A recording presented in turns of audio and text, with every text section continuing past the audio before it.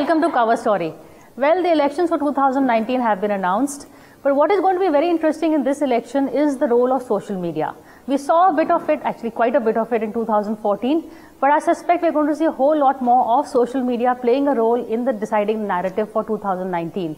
And it's not just Twitter, Facebook, Instagram, etc. It's also the WhatsApp, the forwards, the narrative, the conversation that goes on below the radar. Is that going to be the most influencing factor in the elections? What is the Election Commission going to do about it? And what are political parties going to do about it? So to discuss that with me, I have a very interesting panel. I have with me Amit Malviya. He is, of course, the head of the BJP IT cell. I have Shahana Basu. She's a corporate lawyer and a columnist. And Kaveri Bamzai, senior journalist, former editor, and also a columnist. But what is going to be interesting in today's discussion is it's going to be a bipartisan. It's going to be actually, for instance, we have Amit Malviya who's going to be representing the political class. So not too much BJP bashing going to happen this time around. There is Shahana Basu. She's the citizen voice, a professional. What does she think about the social media and what are the issues that worry her in the elections? And Kaveri Bamzai and I will, of course, represent the media. So Kaveri, I'm going to begin with you. As I said, social media is going to be a big influencer, but how big? Yeah, I think this will be the first WhatsApp election in the history of India. I think you have 200 million WhatsApp users, and I think it's been proved that each group has 256, and with 5 forwards, it becomes over 1,200 people. So I think the narrative is going to be driven on WhatsApp. And I think Amit will tell us more about it because the BJP has really mastered the art of poison on WhatsApp. And they do that very well. Just when I promised him we'll be good. But they do that very well. And unfortunately, everyone else is reacting to it. So even when we say that the Congress has upped its game, it's basically just stalking the BJP. It's not actually driving the narrative. So one, I think it'll be India's first WhatsApp election. I think 2014 was the first social media election. This will be particularly WhatsApp. Not to say that the other social media platforms will not be used. The same narrative, I think, will be replicated across all the social media platforms. And I think here, it's very important to understand that now you're dealing with hashtags which have become ingrained in us, secular, all these words that they've invented, prostitute, tukre gang, now we hear them everywhere. You hear them on television, you see them on Twitter, you see them on Facebook, you see it on WhatsApp. So the same narrative gets amplified so many more times. And don't forget, this time you have twice the number of internet users that you had in 2014. The other most interesting thing is, and I think the BJP has again figured this out very quickly, is the first-time voters, the centennials as we call them, the people who actually were born after 2000, and who are basically becoming 18 and 19 now. There's supposed to be 15 million of them. Now, these centennials actually don't know of an environment where all these words and this narrative has not been part of it. The new normal is to be divisive. The new normal is to be polarized, So just as I think democracy has actually become wider because of user-generated democracy, we all feel that we are at least participating in it. Every WhatsApp forward, you feel at least, chalo, I have some role to play in it. So just as it has become widened, it has also become narrower and it has become polarized. So people are actually living in echo chambers, in filter bubbles, in WhatsApp forwards, your family WhatsApp group, your parental WhatsApp group, your school WhatsApp group, Politics is entered everywhere, your old school WhatsApp group. So I think those are the main things, and I think this whole nationalist and anti-national narrative, that I think is going to be the biggest thing. That we'll address towards the end, but I said you'll be the political thing, but I think you can wear a BJP hat, a lot of charges for you to answer. No, I think also we need to understand what their narrative is going to be, because these are the guys who are going to set the agenda. They are the dominant voice, yes. Well, I'm not going to get into responding to some of the wild charges that have been made by Kaveri, because that would be, falling for the bait that she's trying to put in. But, let's understand what's happening today. Internet was disruptive. But when social media came around, it obviously surpassed the disruption that internet brought about. It has democratized the discourse. So I can understand, editors who once wrote and decided what the discourse should be for the country today are feeling slighted and left out because everybody has a voice. We are actually participating in the narrative. Okay. No, not to worry about us. You worry about yourselves. Okay, he heard you without interrupting. Yeah. See, this kind of intolerance is what the social media very effectively responds to. Okay. And if she were as an editor, without the social media, she would have shut me out, just like she tried to do it right now. But because there is social media today, I don't need to go to an editor or a news anchor and ask them to carry my view. I can post it on my social media account and it will reach millions of people, perhaps more people than would probably read the column or the publication that an editor would work for. That has unnerved the public discourse, so to say, and particularly those who thought they were custodians of this discourse. When you talk about democratization, what has it done? Somebody living in a Mufassal small town of Uttar Pradesh or even down south today has the same voice, and perhaps he can reflect and mirror his aspirations in what he sees as conversations going on in social media. Social media essentially reflect the conversations that are happening in the society. Earlier when they were happening, you just didn't know about them because there was no way for you to figure out sitting here in Delhi what was being discussed, say in Bihar, in Telangana or other parts of the country. Today they all can. Today people, ordinary people, question editors and journalists and public commentators.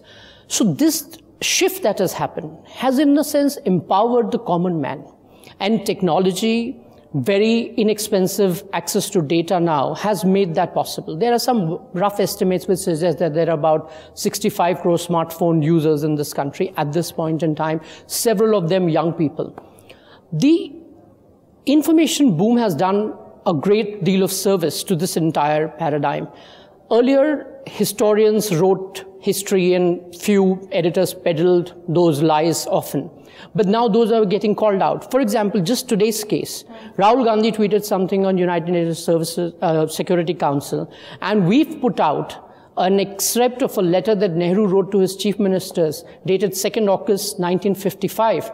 And that clearly shows what the policy of the Congress party at that point in time was. Now imagine if there was no social media.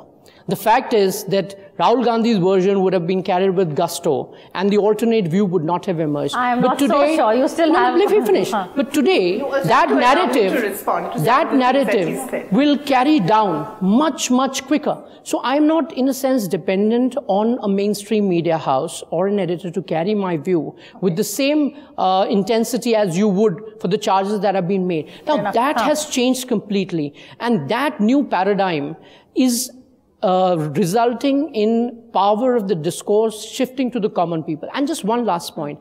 From a purely political party's perspective, and somebody who has a prime minister like Mr. Modi, who's a prolific user of social media and is a great communicator, he uses the media very, very effectively.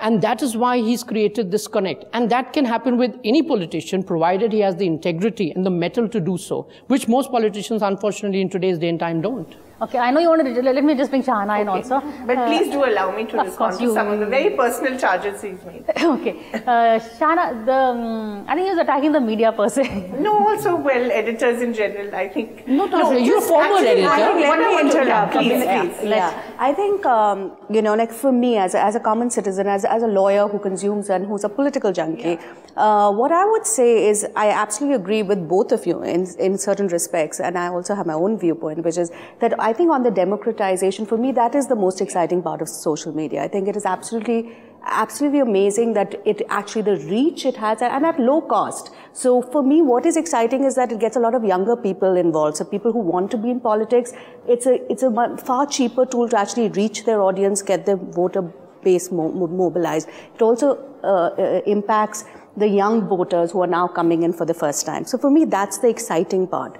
The negative part for me, which I see the difference between traditional media and social media, is accountability in a certain respect, because in a lot of WhatsApp forwards, it's anonymous. So people can have a lot more hate speech, a lot more things that they wouldn't say in person if their name was attached to it, that they can do anonymously on. And then the problem that, exactly what you said, that it gets forwarded at the press of a button, it reaches 1,200 people, and that is a problem, right? So for me, the anonymity, and also in traditional media, there was a whole sense that if it's put out by a certain channel or certain newspapers, there's some credibility attached to it, because at least you know where they're coming from. You can look at what they have. Hang on. Yeah. Even though I'm totally aware that even these media houses, there's corporate ownership, there's sponsorships. The model is to a certain extent compromised, but at least you know what the background is. I think that is much more problematic in social media, and especially with respect to my biggest concern is fake information. I love social media and political narratives that come to me on WhatsApp all the time. I am interested in hearing about what work has been done, by each political party, what has been achieved. Give me fact-checked, good material, which I'm happy to forward. I think that is the information I need to know. I need to know what dispensaries have been set up, what has been done with electricity, with sewage, with water connections, basic stuff, right? What did you promise in your elections? What have you achieved? And what is the scorecard? I think that is completely doable. But the problem is when there's smear campaigns by political parties against each other, when there's problems of fake information, when all this is, and I think people can get away with it, because if you're anonymous and people don't know who is setting it out, I think then the responsibility is also on the WhatsApp forwarder who's forwarding it. But again, you can't rely on people to use their judgment to know what's fake and what's not fake. Can I just make a related point? Just a minute, Kavya, before I lose the track. I think, you made an interesting point about anonymity. And let me just give you an alternate perspective to it.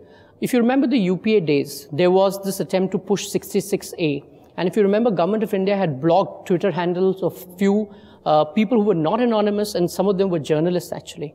So in a totalitarian regime, or a regime like we had when the UPA was around, the governments of the day can actually crack down on you. And so therefore, anonymity at some point in time is not that bad.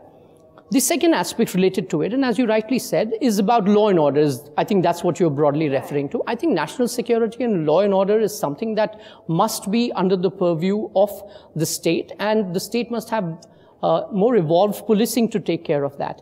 But let's not forget, there's always this debate around privacy and how much is good and how much isn't. We saw this big debate happen on Aadhaar in our country, which finally went through the Supreme Court's judicial review, and it's come out with flying colors.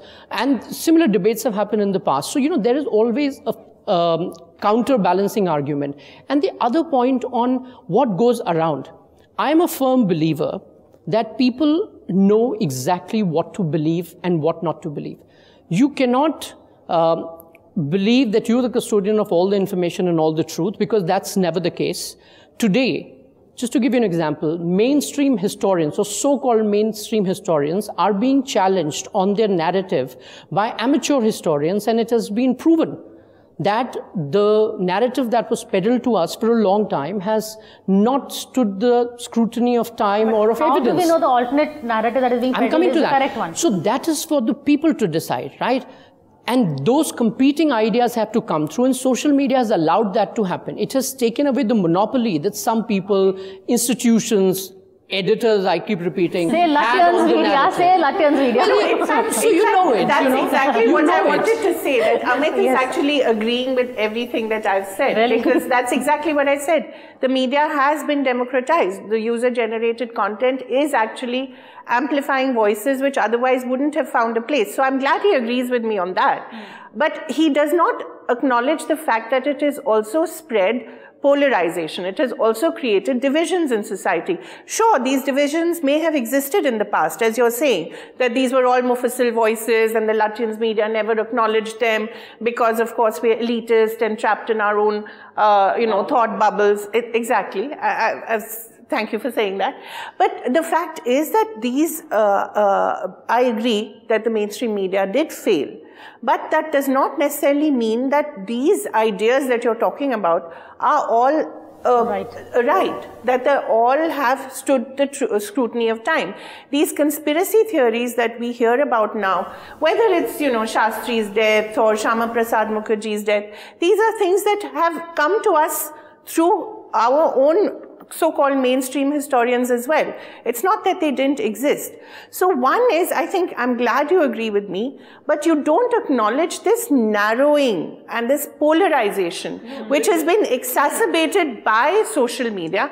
And I fear that is something that is very dangerous, because here at least you have a situation where we grew up, you know, reading mainstream media, watching mainstream media, and also consuming alternative views. So we had the luxury of deciding what is right, what is not right, and acknowledging that, okay, there is an alternative. It's not that we never acknowledge. No, no. Can I come in? No. And the last point I want to make is, which I always find very surprising, is the BJP's ability to play the victim card. Despite being in power for 5 years, this ability to say, oh, the mainstream media has excluded us, oh, the mainstream media has been unfair to us, oh, the mainstream media does not acknowledge us, which I find amazing, because the mainstream media, I think, has been almost kittenish and almost, rather kind, excessively kind to them, because of various reasons. Your words with care, yes. Because of various reasons that Shahana alluded to, and I'm glad she did. The fact of a lot of things compromising the mainstream media's impartiality. So I think this victim narrative that you continue even now, what happens with that is the point that Shahana is making, that we actually want to know what has been done. We want to know what has happened to jobs. We want to know what has happened to all your promises of Achhe Din. That gets drowned because, again, you have this victim narrative. Okay, I'm going to take a break and I'm going to come back and let Amit have his chance to rebut, because we don't want him to carry on with the victim narrative. So stay with us.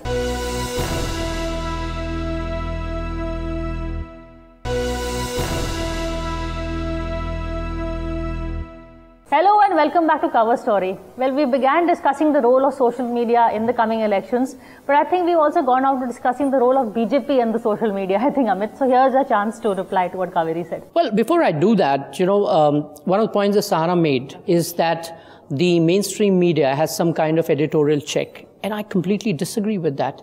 We've seen in the past 5 years, mainstream media publishing news articles that have been found to be blatantly fake. In the last 5 years? Yes.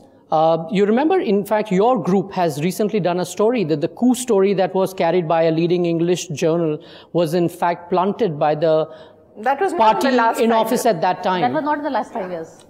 2013-14 is what I'm talking about. Recently, we've had the case of another English daily carrying a cropped piece of information, trying to make common cause with the opposition, alleging that there is a certain scam in the Rafale deal. So, let's not... The jury is still out on that. And secondly, if you are citing media, I can cite various channels then you see, you can't be bashing me for being a BJP representative and also bashing me for speaking the truth, right? So the fact is that there is a great deal of question that are there on mainstream media, and editors have often found to be wanting. We've seen cases of radiatives, for example, where editors were taking dictation to type articles. They were glorified stenographers, if not anything else. So we've had these cases in our country, and therefore the credibility of media is perhaps not as great as media people would like to believe. The other important aspect that we must not forget about is, and I keep hearing a lot of flack comes our way because we are obviously the dominant player on the internet and the social media. You got to ask yourself, why did that happen? And the answer to that question is that for too long, you kept an alternate voice out. I mean, Kaveri repeatedly spoke about being divisive or talking about a narrative which is polarizing the society. I want to ask a counter question. Why were we not told the right history? For example, why did we as a country glorify Tipu Sultan? Why did we not tell him that he was a man who was a barbarian, who killed several people in his own dominion? Someone mentioned divisive. No, so the fact is that bringing out something that is... Because it is important for us to know that there is another side, and if those issues are getting discussed and those issues are now coming to the fore, you can't brand them as divisive. They are alternate views, and there are people who believe that happened.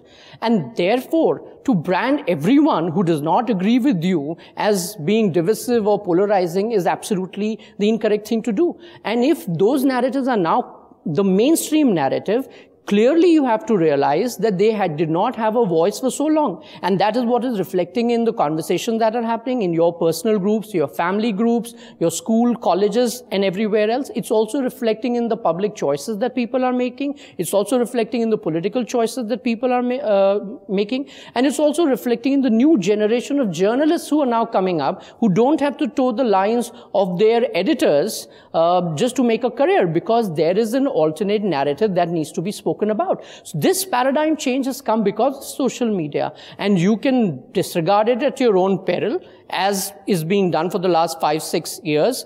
There are still people who believe that, this narrative will fade away, people will move away from this narrative, but I'm afraid I don't think it is happening. And maybe in the next 3-4 months will bear out what I'm saying. Did he just call the elections?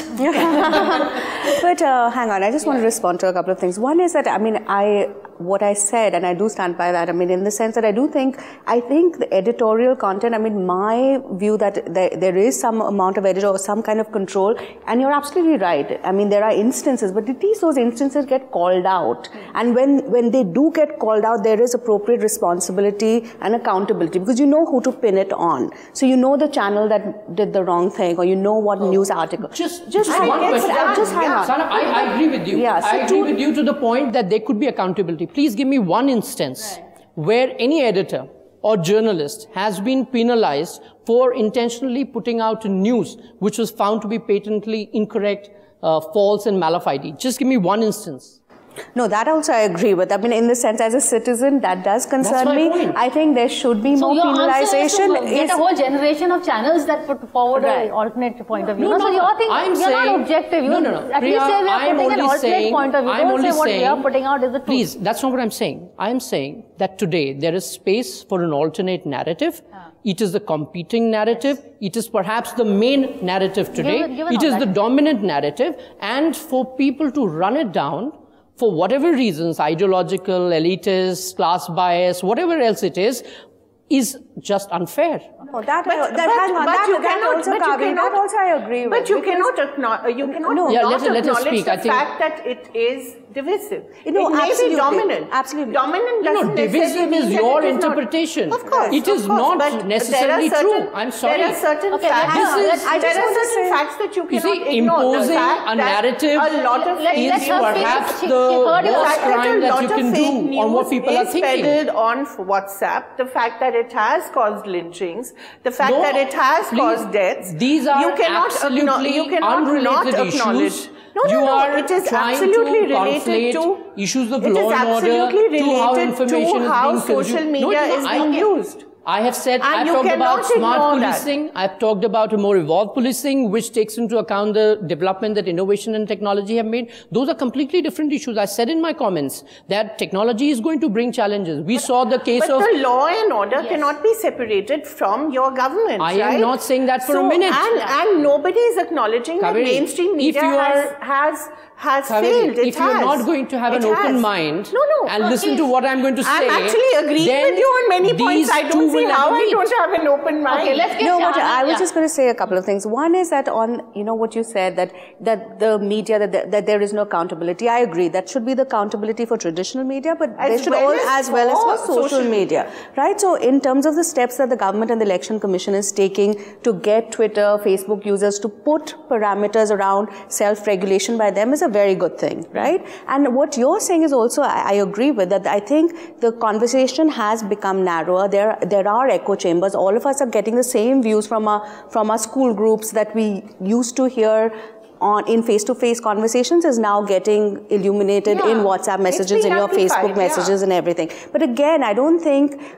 Again, from my perspective, BJP does a great job, but so have other political parties. Like AAP, I think, has done a great job too. To use social media. So it isn't that it's only one party. I think other political parties, and I think the Congress needs to do a much better job too. I think everyone has to come up now with a social media strategy, and this is a worldwide phenomenon. Including the mainstream media. Right. We have to acknowledge that we have failed. I agree with him. Thank you for that. I agree with him, but so on the note, don't maintain anything. That the new mainstream and the new normal is divisive. Media. the new normal. Okay, the citizen is getting left out here, as always. Is polarizing and the new normal is toxic, which is my biggest concern. The new normal is parallel conversations going on, and then no one gets heard. That is also another problem with social media. But I think I'll have to end this show for now. Thank you for watching this show. I'll leave the judgment to you. But thank you, and we'll see you again same time next week.